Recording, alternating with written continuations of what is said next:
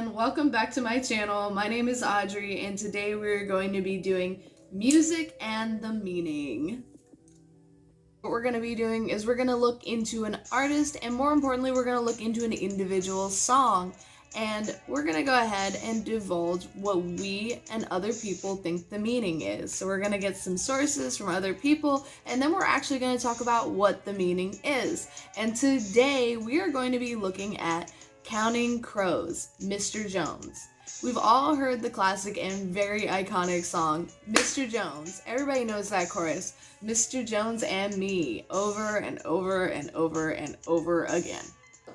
We're going to be specifically diving into Adam Duritz, who is the guy who actually composed the song. He is the lead singer for the Counting Crows. So the entire band, we're not going to talk nearly as much about them because, well, they make up a very important part of the creation of the song.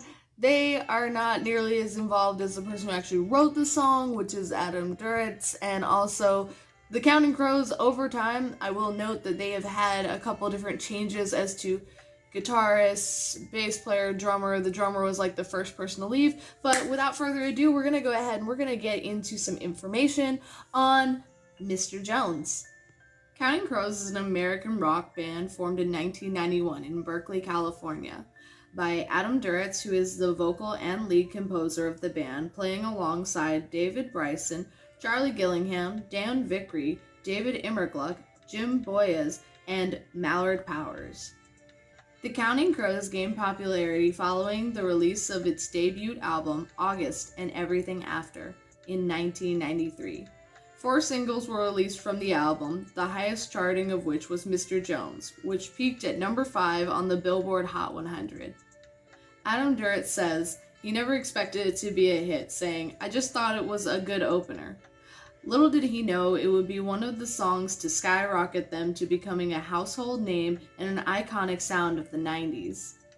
At this point in the video, I am going to go ahead and I'm going to advise you to listen to the song. If you haven't heard it, I don't think it's really possible to have not heard it, but you haven't heard it, I would give you a second, go ahead and give it a listen, and leave a comment as to what you think the song is about.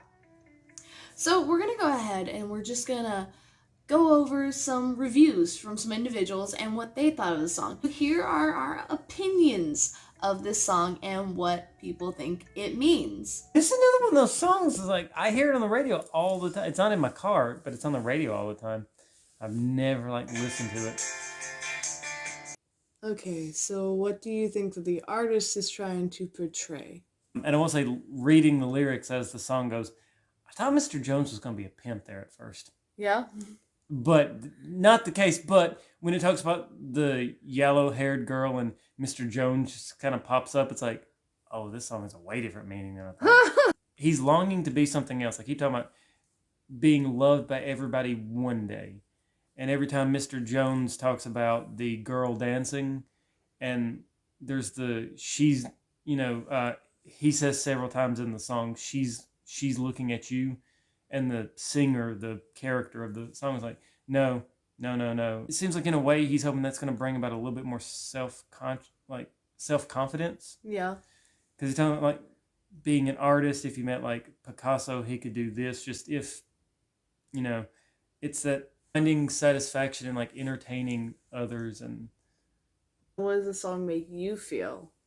It sort of hit home now that I see the lyrics, because I'm someone, I like to entertain people, like to make jokes, like all the focus to be on me.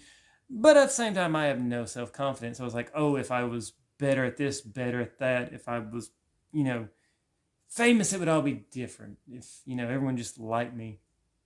Well, I love you. I love you. Yeah. Mr. Roswell. Okay, so we're going to go ahead. I'm going to have you listen to a song, and then you're going to tell me what you think the artist was thinking when he made it, and then you're also going to go ahead and tell me what the song makes you think and what the song makes you feel, okay? So go ahead and look up the song Mr. Jones by Counting Crows. Yeah. I'm just terrible at names of songs. What do you think that the artist was trying to portray in the song? All right, well, I have heard the song before, but I don't think I ever listened to the lyrics ever, like reading it. But like looking at the lyrics, it sounds like he's actually kind of insecure about himself. Because he was saying like, "Oh, this beautiful woman's looking at me. No, she can't be." Like honestly, I relate to that because relatable.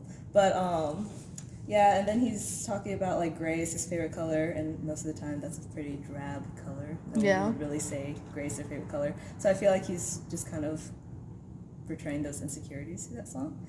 And oh yeah, he was saying like, I'll never be lonely if everybody loves me.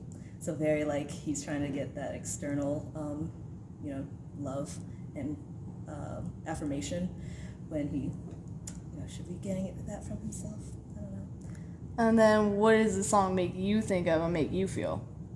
Well, before, like I said, just listening to it, the couple times I've heard it before, it was just like a feel good song. Like, oh yeah, you just like rock out to it. It's like you a know? vibe. Yeah, Mr.Jones, yeah, cool. But listening, like reading the lyrics as I was listening to it, like I said, very relatable. What a guy. And I don't know, I feel like I'm one of those people where if someone else is feeling insecure about themselves, I'm like, no, you can't. Like, but then I also know that I also do that. So then I feel like I need to get better at also not being that insecure with myself. We should all be more confident in ourselves, I guess. Love ourselves. I don't know. Yeah, that's about it. Cool, thank you. I'm supposed to say what I'm thinking. Both. So first you're gonna tell us what the artist is thinking, and then you're gonna tell us what you think and what it makes you Wouldn't feel. those be the same thing? I think that the artist was thinking when they wrote the song. That they want to be stars. I mean, it sounds like he's just trying to convey his dreams. He sounded depressed, and was trying to find his way with him and his friend. How does the song make you feel? This actually brings me back because this was one of my best friend's go-to songs in karaoke. She sang it all the time. Oh my God. So it's really, Nostalgic. yeah, it's a really good one. You sang that in middle school choir? Chorus. Choir? Coroners. Coroners. Coroners. Yep, we were studying dead bodies. It sounds like a depressed man who's trying to become famous. You want to say something? Calm down. Depressed man who must be famous. That didn't hit me home at all. He wants to share his talents. He's like trying to be a more confident man that believes in something more and that he will be able to become something more. All right, so after hearing what other people think that the song is about, we're going to go ahead now and let's talk about it. So, Adam Duritz, actually, we do have a clip where he explains this song because this song has been so just speculated upon in the Mr. industry. Jones. Marty Jones. It's Marty Jones. Our friend Marty, he used to be bass player in every band I was in until this one. And what was special about him? Why did you feel like you had to write a song about him? Well, I wrote a song about me. I just happened to be out with him that night. I mean, it's a song about two guys who are in a bar. I mean, we were in this bar. His father is one of the only Americans ever to make it as a flamenco guitar player in Spain. Oh, wow. David Serva. And he was in California playing with his old flamenco troupe in the Mission, and we'd gone to the show, and we were out with the flamenco troupe, and we were drunk in a bar. Chris Isaac's drummer, Kenny, was in the corner with like 3 girls. And we were just thinking. Chris Isaac's drummer, very popular at this time. Well, we were in a San Francisco band. They were, he was just Right. a little bit older than us in San Francisco, and it just seemed like if, we couldn't even manage to talk to girls. But if we were just thinking if we were rock stars, it'd be easier. Right. I went home and wrote the song. It's just. So as you can see, Adam is actually talking about a real life encounter that he had. So this is literally just a play off of an actual situation that he was involved in, where he went and he was with his friend who is literally named Mr. Jones. You gotta love that this is a literal adaptation to a moment in time, which in and of itself is just amazing. So I also think that you can definitely see that within this song, he is not only just portraying the fact that him and his friend were at a bar and talking about getting girls. A lot of the other individuals who listen to the song can hear it as well. It's just that feeling of that you're gonna be something, you're so desperate to be something, and you wanna be something, and just talking about how if you were famous, everyone would love you. So you can kind of see that in his head, he felt like he wasn't good enough, and that if he made the certain marks he was trying to make or achieved a certain status, that somehow he would start to feel some other type of way. Adam Duritz had a relatively charmed life in terms of just being a suburban, middle class, Jewish American, and he ended up living in California at some point, and he definitely lived kind of just the college dirtbag dream where you are just a dishwasher, a construction worker, just and then overnight, fame changed his life. He was always in a band, trying to be in a band. He says his first band was around when he was 12 and he was the bassist, but he doesn't actually know how to play bass anymore. So there's that. His family supported his dreams, but of course they wanted him to be something more practical. And then moving on, he proved them wrong. So it's kind of very interesting. It was like the outlook to a success story, and he is the success story that he dreamed of being. And prior to Mr. Jones, he was not. So it's very interesting to see that he achieved his goals.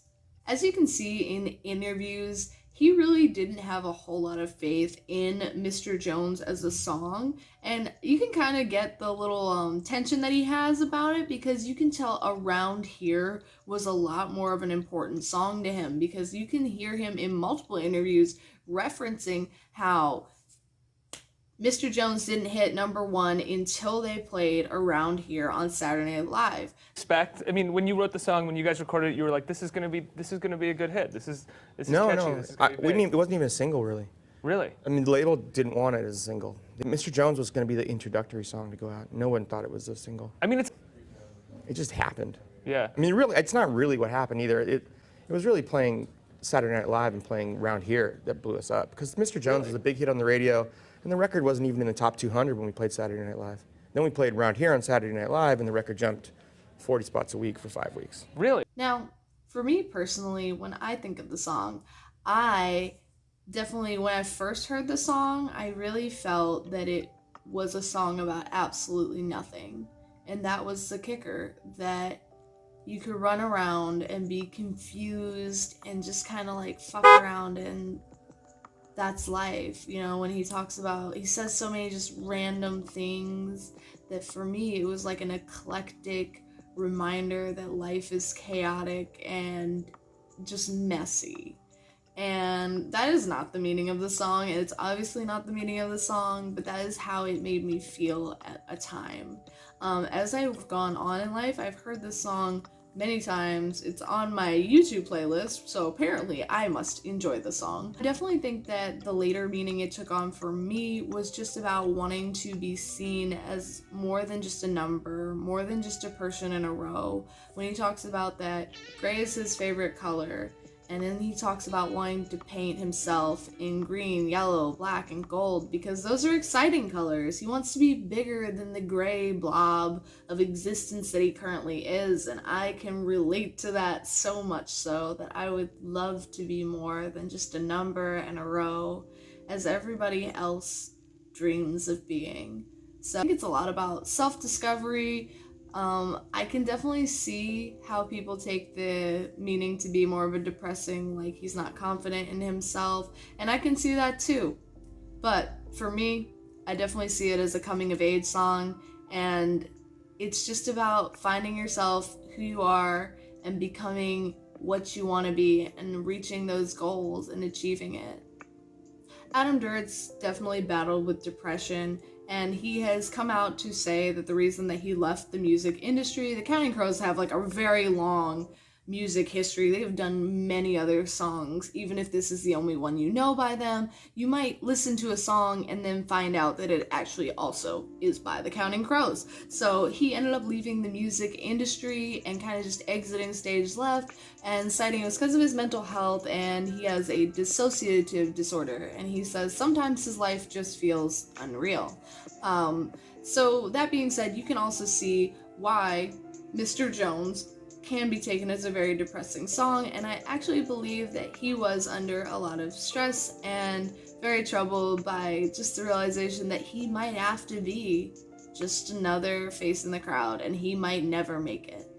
And he did, and even when he did, he realized that those feelings never really went away, because those feelings can't be dissolved by success, because that's just not how it works. You have to figure out those problems outside of success and other people's affirmation. So that's kind of like a big old, like, just way to wrap this whole thing up. Food for thought here is that you should totally just take the time to understand that even if you're not achieving the goals that you want to right now, especially in these times with the economy, corona, and just life in general, that you are still worthy of your own self-love. So everybody, I hope that you enjoyed this video. I hope you leave a comment about what this song makes you feel, and I hope that I get to see you next. Smash that like button if you want to see more content like this. I would love some insight of songs that you want me to research and look into, so leave a comment below. I love you. Goodbye.